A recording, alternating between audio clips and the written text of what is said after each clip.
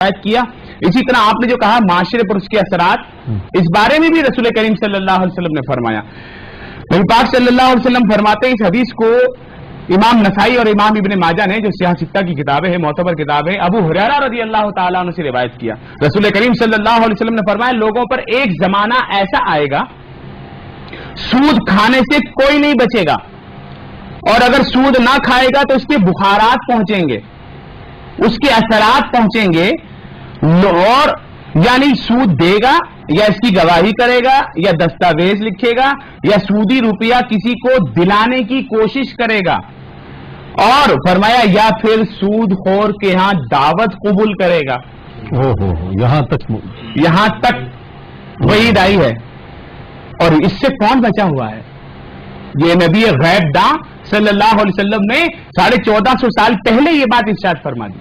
या फिर उसके बुखारात पहुंचेंगे, और बुखारात की सूरतें ये हैं। इसी तरह एक हदीस में आया, अल अमान वल हफीज, ये सूद लेने वाले, कुछ लोग मुझे ऐसे भी देख रहे होंगे और शायद नाराज भी हो रहे हो, मगर बिला साहब ने आज सूद खोरों को तो बहुत ज्यादा, हाँ, बिला लौमत लाइन मैं तो रसूल पाक सल्लल्लाहु अलैहि वसल्म का अदना गुलाम। ये समझिए कि मुझे है हुक्म अज़ां ला इलाहा इल्लल्लाह। हाँ, बिल्कुल ठीक है। आपने मेरी बड़ी अच्छी हौसला अफजाई फरमाई इस हवाले से, और हकीकत है कि मुझे हुक्म अज़ां ला इलाहा इल्लल्लाह। तो सुनिए, एक हदीस ये फरमाई गई कि इब्ने माजा, बैहक़ी, अबू हुरैरा रज़ी अल्लाह ताला अन्हु से रिवायत कि रसूलुल्लाह सल्लल्लाहु अलैहि वसल्लम ने फरमाया, सूद का गुनाह ऐसा है कि इसके 70 हिस्से हैं।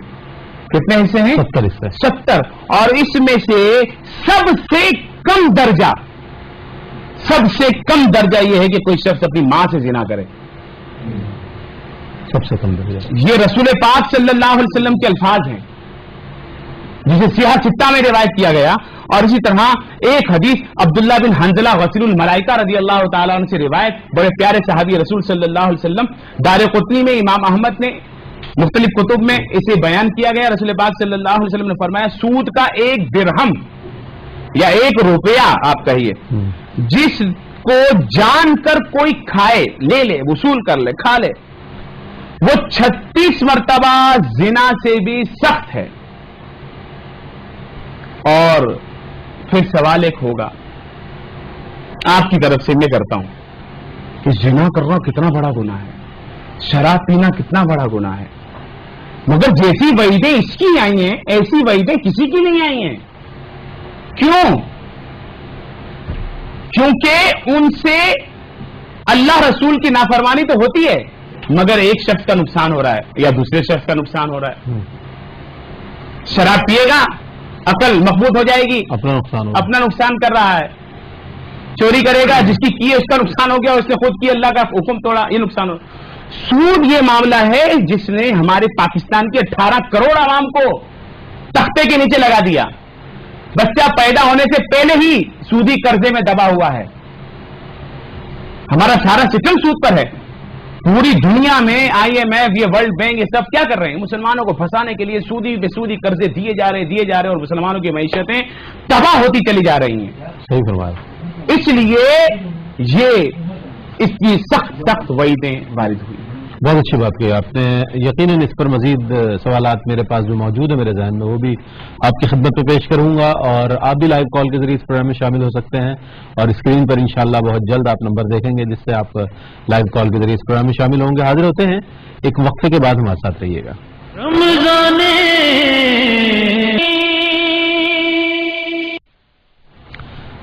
जी जनाब, खुश आमदेद इफ्तार टाइम में, और हमारे साथ मेहमानान गिरामी मौजूद हैं। और जैसा कि मैंने अर्ज किया था कि हमारे साथ जो मेहमान मौजूद हैं, अबू बकर साहब, वो जो खत्ताती के नमूने लेकर आए हैं तो माशाल्लाह बहुत ही खूबसूरत है, और मैं चाहूंगा हमारे नाजरीन जरूर उसे देखें। इसके बारे में कुछ बताइए। लक़द जाअकुम रसूलुम मिन अनफुसिकुम अलैहि मा अनित्तुम हरीसुन अलैकुम बिल मुमिनीना रऊफुर रहीम। सुभान अल्लाह, सुभान। शारजा के लिए कंपटीशन था, उसके लिए लिखा गया था। माशाल्लाह, बहुत खूबसूरत। नाज़रीन आप देख रहे हैं इसको, बहुत खूबसूरत अंदाज में ये खत्ताती आपके सामने। मैं चाहूंगा कि मजीद इसके जो नमूने हैं आप देखें उसको।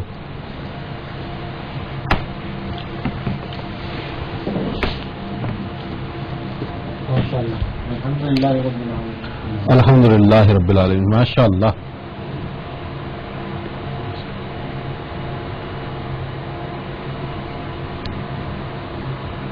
اچھا یہ کلر یوز کیے ہیں آپ نے اس کے اندر جی جی کہ کوئی خاص کلر ہے، واٹر کلر ہے، کیا ہے یہ اصل میں ایک تو جو پیپر ہے نا، یہ ہینڈ میڈ پیپر ہے، خود تیار کیا ہوا ہاتھ سے، اچھا۔ کیمیکل وغیرہ اس پہ لگائے ہوئے یہ جو ہیں، پیپر ہے؟ جی اس میں برادہ لگا ہوا ہے، چھلکا لگا ہوا اچھا، ہے، آپ بھی بہت تو خوبصورت کمال، اللہ تعالیٰ برکت عطا فرمائے، مزید آپ کے کام میں نکھار عطا فرمائے۔ اور ماشاءاللہ اتنا خوبصورت کام ہے کہ یقیناً جو بھی اس کو دیکھے گا، اس کو اوپر ہی رکھ لیں، میں اوپر ہی رکھتا ہوں اس کو۔ نہیں نیچے رکھ لیں، کوئی مسئلہ نہیں ہے۔ چل نیچے رکھ۔ ابھی اس کو واپس وہیں رکھتے ہیں۔ اچھا ایک اور چیز اس میں سے ماشاء یہ ہے اللہ، جی فللہ الحمد رب السماوات ورب الارض ماشاء اللہ، ماشاء اللہ، ماشاء اللہ، ماشاء وہ رب کا جو ہے ہم نے اس کا 3 جو ہے اس کے بنائی ہے کمپوزیشن۔ اللہ۔ بہت خوبصورت آپ نے اس کو جی بھی بہت خوبصورت انداز میں لکھا ہے۔ ابھی خطاطی ناظرین آپ دیکھ رہے ہیں کہ یقیناً یہ وہ خطاطی کے نمونے ہیں کہ جو باہر دبئی میں جو ایگزیبیشن ہوئی جی شارجہ میں، اس میں شارجہ میں یہ ریل ہے، اس میں کوئی کمپیوٹر کا کام نہیں ہے، بالکل ہاتھ کا آپ یہ دیکھ رہے ہوں گے کہ اس میں جو انک کا جو ٹوٹنا اور قلم کا جو ایک انداز آ رہا ہے، یہی چیز وہ یعنی اس کو فل نہ کیا جائے، یہ ہاتھ کی جو فورس ہے تاکہ ریئلٹی باقی رہے کہ آپ کس طرح لے کر اس کو چل رہے ہیں، کیا ماشاء اللہ، ماشاء اللہ۔ اور یہی چیز غالباً کمپٹیشنز میں جی دیکھی جاتی ہے وہاں یہی چیز زیادہ ہوتی ہے کہ اس میں آپ نہ تو آرنامنٹ بنا سکتے ہیں۔ جی یہ سعودیہ میں ایک مقابلہ ہوا ہے شہادتین پر، شہادتین، جس میں مختلف انداز سے انہوں نے کیا کہنا ہے اشہد اللہ الہ اشہد الا اللہ اللہ، الہ الا اللہ و اشہد ان محمد محمد، اس میں ہم نے لفظ جلالہ کو ٹاپ پہ رکھا ہے واہ واہ۔ اور نیچے محمد صلی اللہ علیہ وسلم کا جو ناظرین نام آپ ہے دیکھ اس کو سکتے ہم نے ہیں کہ نمایاں کتنے دیا۔ خوبصورت انداز میں اس کو لکھا گیا ہے، اور میں سمجھتا ہوں کہ یہ بہت ہی خوبصورت انداز ہے آپ کا لکھنے کا۔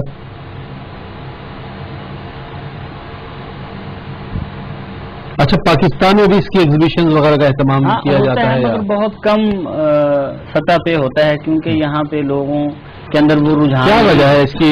ابوکر بھائی آپ بتائیں گے کہ کیا وجہ ہے کہ ہمارے ہاں اس کو کس طرح اس کو فروغ دیا جا سکتا ہے اس فن کو، اور کس طرح یہ ناظرین یہ ضرور ماشاء اللہ آپ مالکم لا ترجون للہ وقارا، تو اس کے اندر بھی ہم نے اہتمام یہ رکھا کہ خطاطی کے جو ہمارے یہ کتبے بنتے ہیں اس میں اصول رکھا جاتا ہے کہ لفظ جلالہ جو ہے وہ اوپر آپ نے اشہد اللہ والے میں بھی دیکھا لفظ ہوگا، اللہ جو ہے بالکل اس ٹاپ کو پہ ٹاپ پہ رکھا رکھا ہے، ہے۔ یہی اس کی ایک امتزاج ہے اس کا خوبصورتی کا۔ واہ تو ماشاء اللہ۔ تو آپ کیا کہیں گے اس حوالے سے کہ کس طرح نوجوانوں کو اس طرف لایا جا سکتا ہے؟ کیا اس اصل میں یہ رئیس بھائی تعلیمی اداروں کا کام ہے۔ اکثر ہمارے ہاں لوگ یہ کسی بات پر بولتے ہیں کہ جی گورنمنٹ کو یہ کام کرنا چاہیے، یہ گورنمنٹ کا کام نہیں ہے۔ آپ یہ دیکھیں کہ جب کوئی شخص پرائیویٹ اپنا اسکول بناتا ہے یا کوئی تعلیمی ادارہ بناتا ہے تو جو چاہے اس کا دل کرے وہ وہاں نصاب رکھتا ہے، سکھاتا ہے۔ جی جی تو یہ تعلیمی اداروں کا کام ہے، بالخصوص دینی مدارس جہاں پہلے حکمت بھی سکھائی جاتی تھی، فن خطابت بھی سکھائی جاتی تھی اور فن کتابت بھی سکھایا تو جاتا ہے۔ معذرت کے ساتھ سیاست سکھائی جاتی ہے۔ جی تو یہ مدارس ہی دوبارہ اس کام کے اندر کہ دیکھیں نا، ایک طالب علم 6 سال کے بعد پڑھ کے نکلتا ہے مدرسے سے تو وہ صرف اس کے پاس قرآن و حدیث کا علم، اگر اس کو باقاعدہ آپ کوئی ہنر دے دیں، یہ ایک بہت بڑا ہنر ہے۔ تو میں ہی نہیں سمجھتا کہ جو ایک عام ہے ہمارے ہاں نظریہ قائم ہے کہ یہ دیکھو جی یہ تو ان کو کچھ آتا نہیں ہے، پڑھ کے آ گئے اب اس مسجد میں لگ جائیں گے، اس مسجد میں لگ جائیں گے، تو یہ ایک ایسا بہت بڑا فن ہے اور اس کے ہنر ہے قدردان بھی موجود ہے کہ یقیناً۔ اس کو باقاعدہ مدارس اور اس کے لیے کچھ بھی نہیں کرنا پڑے میٹرو گا۔ ون نے بھی اس بات کی قدردانی کو محسوس کیا اور اس بات کی میں آپ اہمیت کا کو بڑا محسوس مشکور ہوں کہ آپ نے اس پہ کام کیا ہے، اور میں آپ کے چینل کے ذریعے یہ بات بھی قائرین سے کرنا چاہوں گا کہ یہ ایک اتنا خوبصورت اور پاکیزہ فن ہے کہ جس طرح مفتی صاحب نے بتایا کہ آپ کوئی ایک لفظ لکھ لیتے ہیں، کار صاحب اب وہ دنیا میں کسی جگہ پرنٹ ہو گیا، کسی کے گھر لگا ہوا ہے، آپ مر گئے چلے گئے۔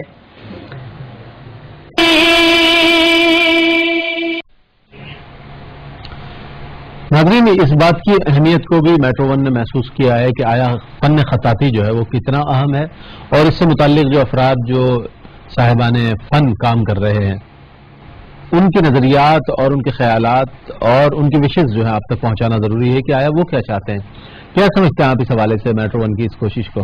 میں بڑا مشکور ہوں میٹرو ون کی اس کوشش کو کہ انہوں نے اپنے پروگرام میں اس فن کو بہت یعنی اہم جو ہے یہ فن اس کو جگہ دی، اور پہلی دفعہ میں آپ کے پروگرام کے ریفرنس سے ناظرین کو یہ بتاتا چلوں کہ اتنا پاکیزہ اور خوبصورت فن ہے یہ کہ ہمیں لوگ ہم کسی کو بولیں کہ جی ہم یہ کیوں سیکھیں، مثلا ہمیں کیا ملے گا یہ سیکھ کر.